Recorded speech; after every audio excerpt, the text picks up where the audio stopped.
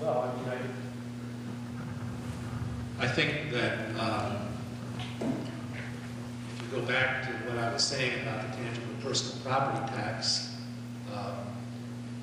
you know, this is something where I think that while you have a different situation somewhat from the local governments, the schools are really going to be causing the local governments because of the possibility that you're all going to take them on the chin and you're not going to even get what you're expecting to get now. And so I'm well aware of the kind of property tax issue that you raised. I think the representatives could probably speak a lot better than I to the potential of any real change in House Bill 920. You probably answered it yourself. But I think that when you look at the tax structure in Ohio, one of the reasons why there are so many people who feel that they are paying too much in taxes, or that, you know, the property tax is too great, is because our tax system is weighted against lower and middle income taxpayers. And so, you know, and that became even more so when you cut the personal income tax. And so, you know, in my view, we need to take a step to reverse that and use some of that revenue so that we don't see even more pressure on you and property owners, you know, in school districts like yours who otherwise feel they have no other source of revenue. I mean, I don't feel that cutting education, I think cutting education is going to have a much, much more dramatic negative impact on Ohio's competitiveness than on tax rates. If we don't have workers that anybody wants to hire, nobody is going to want to be here. And I think that it's evident, if you look at the states with the highest taxes, they don't necessarily have the best economic growth. Connecticut, I think, has the highest taxes in the country. But, you know, they're not the poorest state in the country. Or I should say they have one of the highest tax rates in the country, and the wealthiest state in the country. With all due respect to Representative Baker, Ohio, our state and local taxes as a share of our income, according to the United States Census, the most recent year that's available, was 11.8%. The national average was 11.5%. So we're less than 3% above the national average in our overall taxes. And most states are, you know, quite similar. There's just a study that came out last week. There was a story in the Toledo Blade on it today, in which the state of Oregon did a study. They asked, how can Oregon compete against all these other states that are trying to get solar panel plants? And they included Ohio, since we have the biggest one in the country. And they looked at the costs, and they took Toledo in this case, because that's where the biggest plant is. They compared Toledo with similar cities around the country. And for this particular analysis, they actually found that Toledo had the lowest cost of any of the 10 cities in the 10 states that they analyzed. So, I mean, that may or may not be true for every kind of I'm not saying Ohio has the lowest costs around, but I think that there's a lot of information about taxes that is kind of overdone. And we need to have public investments. We need to have a tax system that's progressive so that the people who can afford to pay do pay. Well, to answer your question on 920, I think you have to, you know, 920 is now working fixed levy out, an emergency levy that generates your dollar amount. That's all that can generate for the life of that levy. And so as reappraisals came through, as Tom has pointed out, as people's property growth, you know, was put on their taxes, our tax duplicate, they didn't see a rise in taxes. Well, the opposite is going to occur very shortly as those property values drop. Taxes aren't going to drop proportionately, and 920 is holding them there. So, you know, it's interesting, we've kind of gone full circle on 920, that it's not going to be as easy. It may be easy to repeal 920 now, although I'm not sure that's going to be a topic for discussion down at the State House. But I think you need to think about that, because it is, to some extent, is benefiting some of the districts here if you have fixed levies. Think about a bond issue that was put out for a specific amount that was generated on X amount of households that are out there.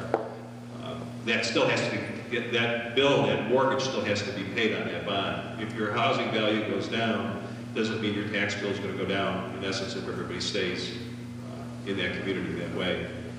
The other piece too, and because intangibles being removed from your tax duplicate, Now when you're back on the ballot, you're back on for higher millage rates to really accomplish the same thing that you were doing before. So it's made it more difficult with tangibles being removed.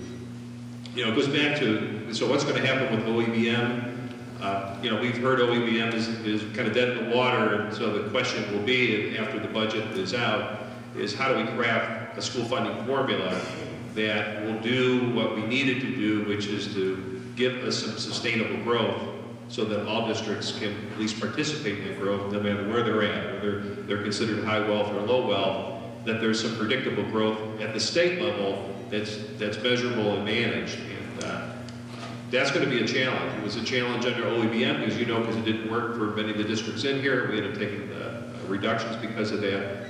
But someone's got to come up with a model that makes sense in regards to what does it really cost to educate children in the state of Ohio. And I will say, in working with the legislators in the short time we've been down there, I think we have their ear on unfunded mandates. They want to help. They've been very cooperative on the all-day kindergarten component.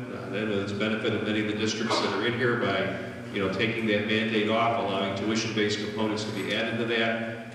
It's a minor thing, but we're not battling over calamity days. We're looking at creative ways to address how schools make up that time, so it's not adding costs, to your overall budget. And I think there's other things that they'll be willing to look at. So I think we have their ear and we have their cooperation in regards to unfunded mandates. I'm going to take a little different tack with this and probably say something I shouldn't say, but that's not unusual. The problem I think that we have right now is the commercial activity tax rate may be too low. The commercial activity tax was originally designed to replace the money that was lost as a result of tangible personal property. But the notion was the commercial activity tax was not going to do it by itself. State revenue also then, because of the way the formula works, when your property values go down, your state aid goes up. The problem is there wasn't enough general revenue fund money to do that, okay? And everybody had to be artificially capped, okay? So therefore, the commercial activity tax then by itself could not do it. I personally believe, and here's what's probably controversial, I think the tangible personal property tax was a lousy tax. It was a tax on inventory even if you didn't sell anything. It was a tax on equipment even if you didn't run it, okay?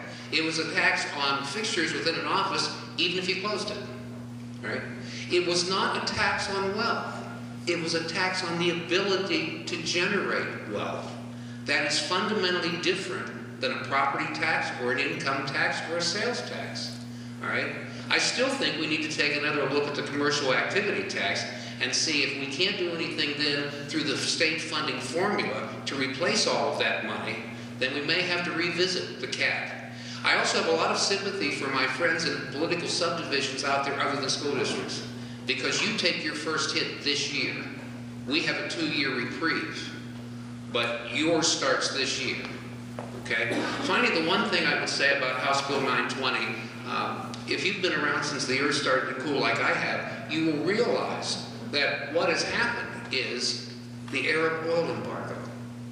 37 years ago, the Arab oil embargo of 1973.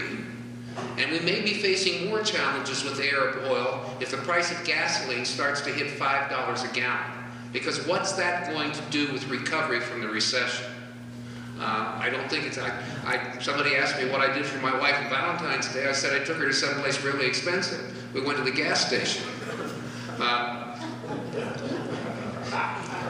The point being that the Arab oil embargo set inflation, if you remember that, 22 and 23%. Property values went with it. That's why we got 920, because property values were rising so quickly like that, and the notion was then bring in the same dollars, apply the millage. Okay? It was designed as a protection at that time. And as Tony just mentioned, it actually is having the opposite effect now in those districts, for example, which are having declining property values. But one of the things we have to remember is 920 was originally designed as a relief valve for what was happening as a result of the Arab oil embargo. A few things that have happened just in the last couple of days, and my colleague Representative Nelsky, who also serves in the Education Committee along with me, we just passed 2 bills. One is House Bill 30, and that does relieve the school districts from the mandates of the evidence-based model that was initiated in the last couple of years. We felt, it isn't, I don't think, the opinion of those in the Education Committee that schools shouldn't have full-day kindergarten, for example, but it shouldn't be mandated and unfunded and demanded. And that's where we felt that we needed to relieve the school districts so that they can budget their dollars and project out what it is they have to spend and do a realistic budget and not have to worry about whether or not the state's going to mandate them to ask for waivers of whether or not they can comply to either full-day kindergarten, 1 to 20 in a classroom, extra psychologists, and different mandates that were coming down the line, and all kinds of reports and things that were asked of superintendents to submit. So we did relieve the state of Ohio school districts from the unfunded mandates in House Bill 30, which included the full-day kindergarten. Not that we don't feel that school districts should have them if they want them. We shouldn't, as a state, be mandating that at a time when there just isn't any money. And certainly the state wasn't going to be giving the money in order to complete that mandated full-day kindergarten project. Also, we just passed yesterday, Wednesday, the Calamity Day.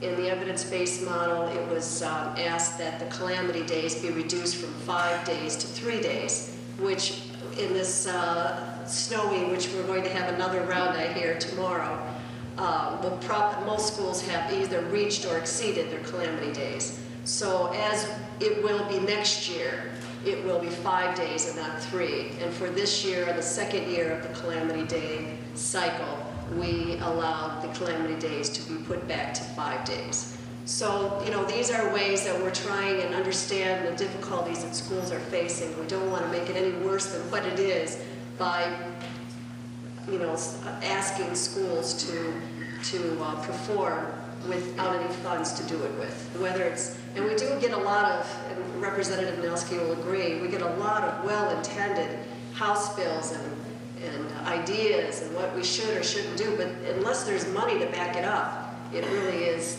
more discussion than it is the reality of whether or not it can be done. So those are 2 bills I thought you'd be interested in hearing. Just got passed. I mean, I just got back today and we did it last night.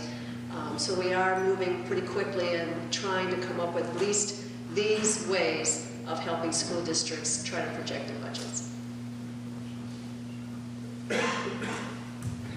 I'll try to move quickly through the questions. There was several. So We've touched on it. You know, coming back from Washington, D.C., why don't you give everybody the federal government's role? I'll talk a little bit about IDEA, and I definitely want to touch on TPP because there's another separate piece I think we'll talk about in the short term. As Reno did mention, we just returned from Washington, D.C. As a part of the Ohio School Boards Association, we take 2 school board members per congressional district to Washington, D.C. every year to lobby members of Congress. And we're very fortunate. Reno is a member of FRN, as well as Karen Dindorfer from Parma. Heidi back there. Oh, I'm sorry. And Heidi as well. Heidi's new to our Federal Relations Network. She snuck in, I didn't see her. So, but they are wonderful advocates for Ohio's public schools. And part of the message, you know, even though the federal government does have a role in education, it's not a significant role. Actually, overall, on average, as far as your school funding, usually about 7% comes from the federal government through Title I, as well as IDEA funding, Individuals with Disabilities Education Act funding for students with disabilities. And there's also some other funding, but the 2 primary ones are Title I and IDEA. IDEA is very clear-cut. The federal government, when IDEA was authorized several years ago, promised to pay 40% of the costs, and the federal government has never come through on that promise, not even close.